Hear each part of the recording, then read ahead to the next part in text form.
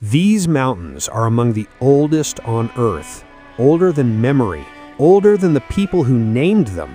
Whatever has lived in these hills for thousands of years, it was here long before us, and it is still here.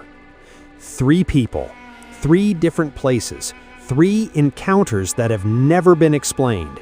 And I need you to understand something before we begin. These are not legends. These are not stories passed down through generations. These happened, and the people they happened to are still trying to make sense of them. The Appalachian Mountains are not just a place, they are a world unto themselves, with their own rules, their own silences, their own secrets. The people who grow up there are not superstitious, they are practical. They know the sounds of these woods, the wind, the water, the animals. They know what belongs there. But there are sounds in these mountains that nobody recognizes, and those are the sounds you need to worry about. The 3 stories I'm about to tell you were not imagined.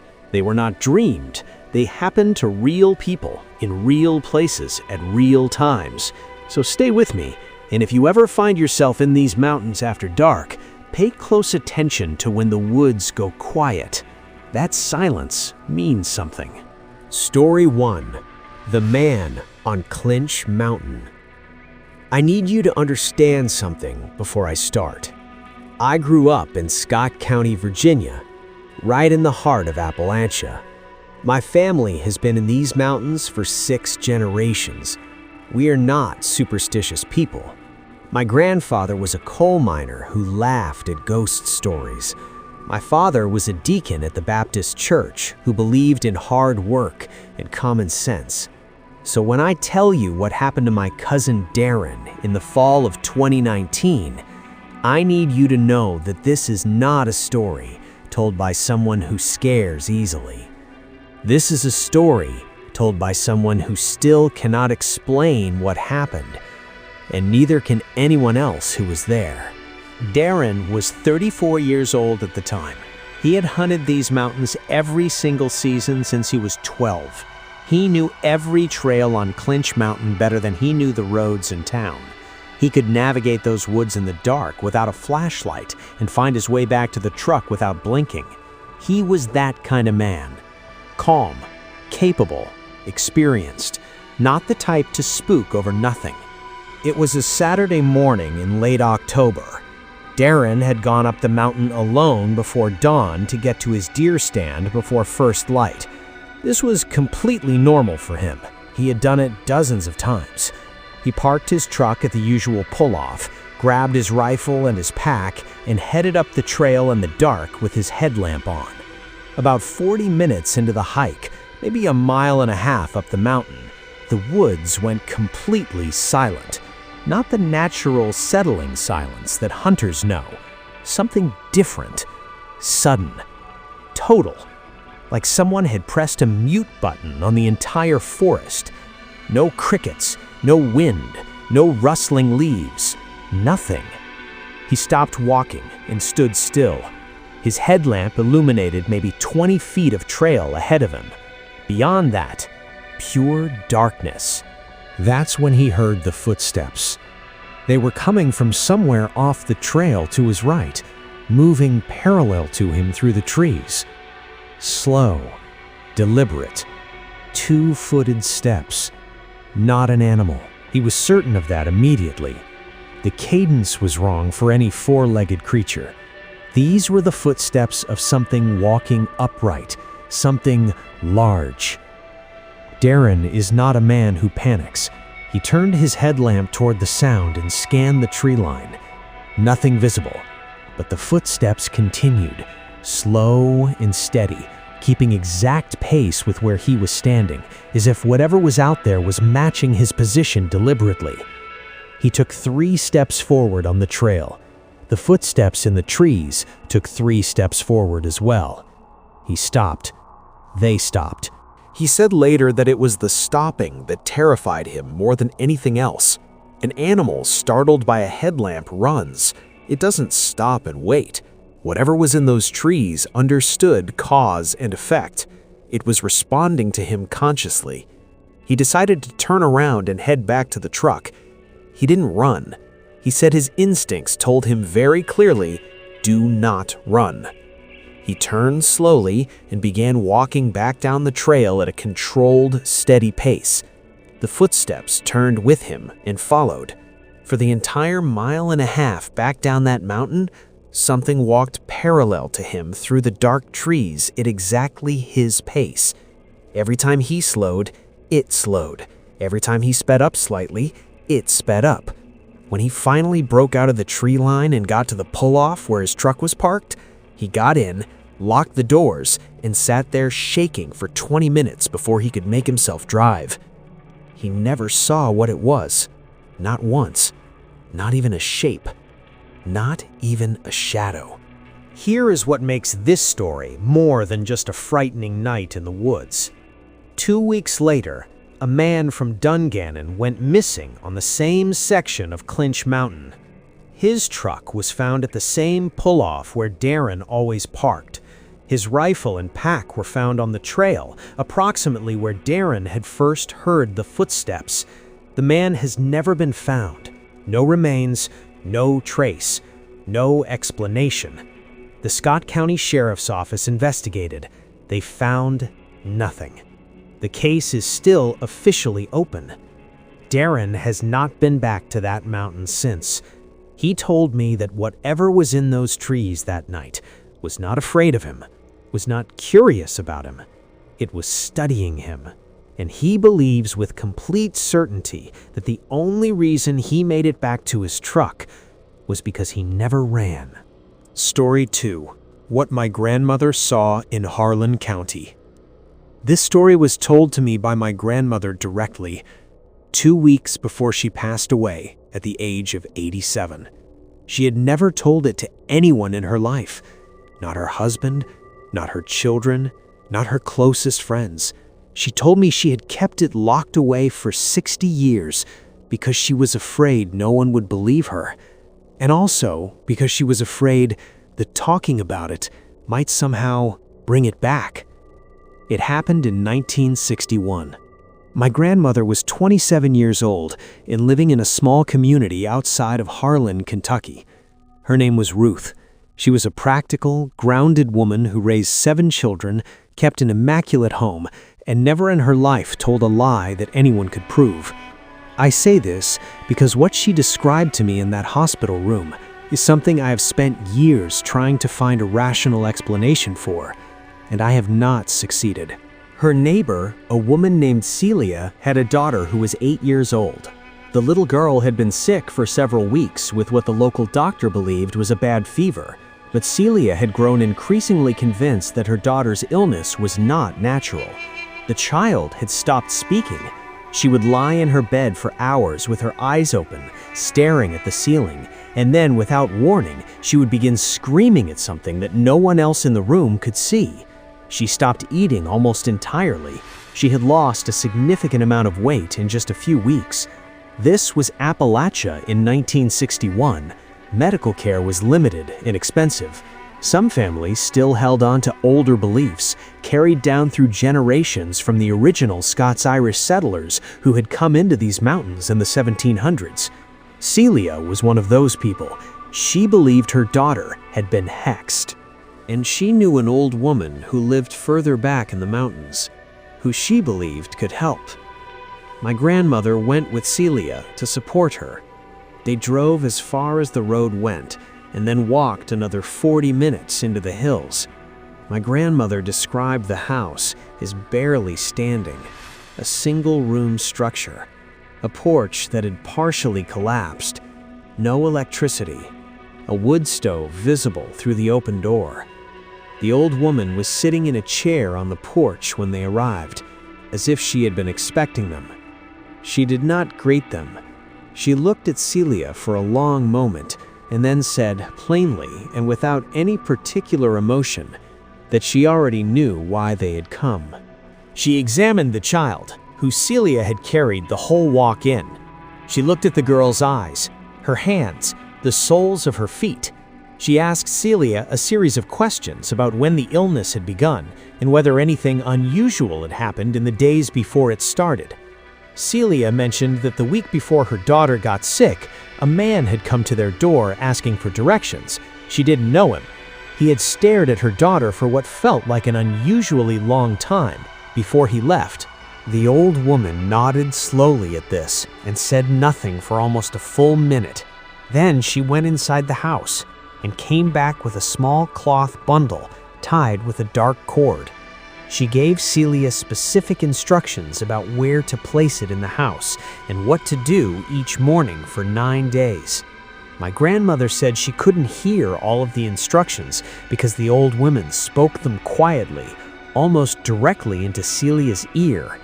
As they were preparing to leave, my grandmother turned back to thank the woman, and she said the old woman was looking directly at her with an expression my grandmother described as deeply, specifically sad. Not generally sad. Sad in the way someone looks at you when they know something about your future that you don't. The old woman said to my grandmother, quietly and clearly, "You need to go home a different way than you came. Don't use the same path. Don't look into the creek when you cross it. And whatever you hear in the trees between here and the road, do not respond to it, no matter what it sounds like." My grandmother assumed this was some kind of old superstition and half dismissed it, but she and Celia did take a slightly different route back toward the road, partly because Celia knew an alternate path. About 20 minutes into the walk back, they heard a voice calling from the trees. My grandmother said it was her mother's voice. Perfectly, exactly, her mother's specific tone, her accent, her way of drawing out certain words. Her mother had been dead for 3 years at that point. The voice called her name twice and then said, very clearly, "Ruth, come here. I need to show you something." My grandmother grabbed Celia's arm and told her to keep walking. Do not stop for any reason.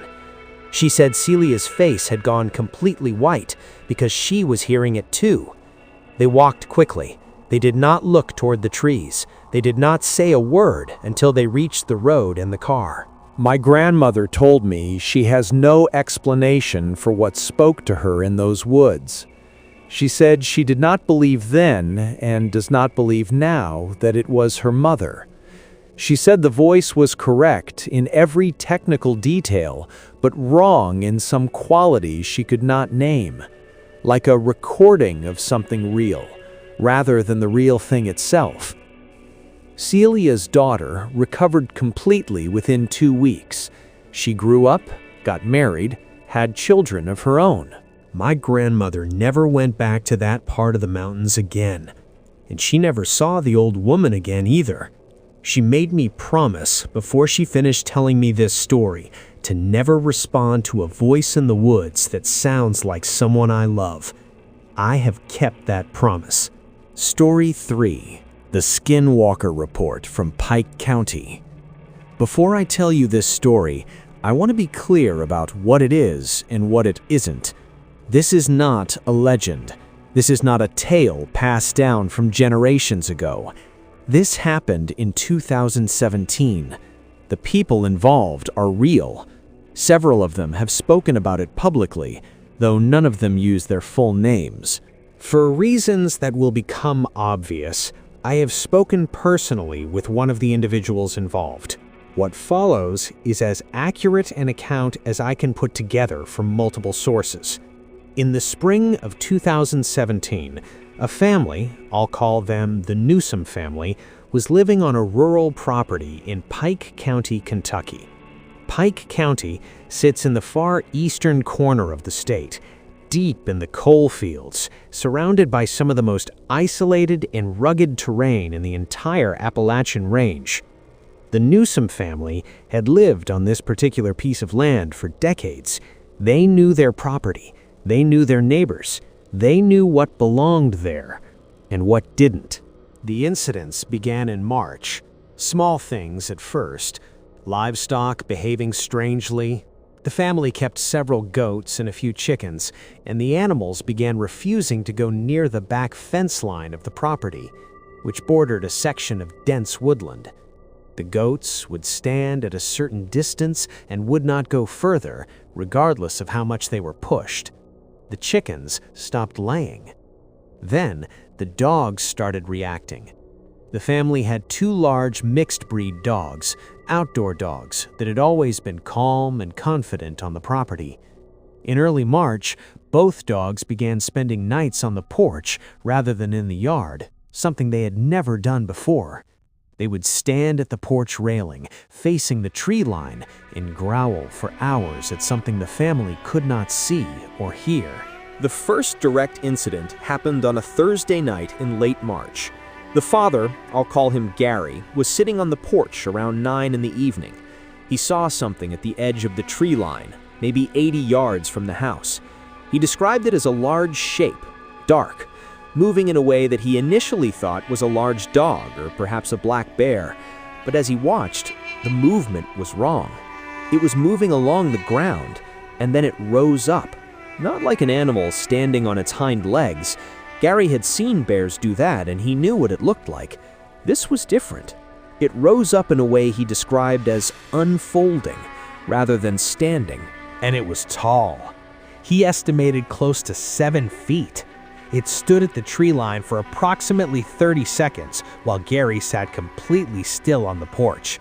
Then it stepped back into the trees and was gone. Gary did not tell his wife that night. He didn't want to frighten her, and he also wasn't entirely sure what he had seen. He went inside and said nothing. 2 nights later, his wife saw it. She was washing dishes at the kitchen window after dinner, and she looked up and saw the same figure standing at the back fence line, closer this time. She described it as humanoid in shape, but with proportions that were slightly wrong, the limbs too long, the head sitting differently on the shoulders than a normal person's would. It was facing the house directly. She called for Gary, and by the time he got to the window, it had moved back into the darkness. After that, they both saw it multiple times over the next 3 weeks, always at the tree line or just beyond the fence, always at night, always watching the house, never coming closer, never making any sound that they could hear. The incident that ended with the family temporarily leaving the property happened on a night in mid-April. Gary's brother was visiting from out of state. The 2 of them decided to walk the fence line with flashlights and rifles to see if they could find any tracks or any sign of what had been coming to the property edge. They found nothing along the fence line itself. But as they were heading back toward the house, Gary's brother stopped walking. Standing between them and the house, in the middle of the open yard, was the figure. It had come through or over the fence without either of them seeing or hearing it, crossed the yard silently, and was now standing 30 feet away from them in the beam of their flashlights. Gary told me that what he saw in that flashlight beam has not left him since. It was standing upright. It was wearing what appeared to be some kind of animal skin over its upper body. The face was partially obscured, but the eyes reflected the light. And then it made a sound. Gary said he cannot describe the sound adequately in words, except to say it was human and not human at the same time. His brother, who had never heard anything about Appalachian folklore, who had grown up in Ohio, turned to Gary immediately after hearing it and said very quietly, "That's not an animal." They both raised their rifles. The figure turned and walked, not ran, walked back toward the fence line at a pace that covered the distance far too quickly for a normal stride. By the time they reached the fence, there was nothing there. The family stayed with relatives for 2 weeks after that. When they returned, the incidents had stopped. The dogs went back to sleeping in the yard. The goats went back to grazing near the fence. Whatever had been coming to the property edge did not come back. Appalachian folklore has accounts stretching back centuries of what older residents of these mountains call by various names a shapeshifter, a skinwalker, an entity that wears the appearance of something else, that watches from the boundary between the wild and the inhabited, and that seems drawn specifically to certain places and certain families without any clear reason. Researchers who have documented Appalachian folk belief have noted that reports of this type of encounter are far more common in the historical record than most people realize, and that they follow consistent patterns across counties and generations. What Gary's family experienced in Pike County in 2017 fits that pattern exactly. And Gary told me one final thing before we finished talking, something that has stayed with me. He said the worst part was not the fear he felt during those 3 weeks. The worst part was the absolute certainty he felt standing in that yard, In the flashlight beam, that whatever was standing 30 feet away from him was fully aware of exactly what he was thinking. It wasn't afraid of the rifles. It just decided to leave. The Appalachian Mountains are among the oldest on Earth. They were old before the people who named them arrived. Whatever has lived in these hills for thousands of years, it was here long before us, and it will be here long after. If you ever find yourself in these mountains after dark, pay attention to when the woods go quiet. That silence means something.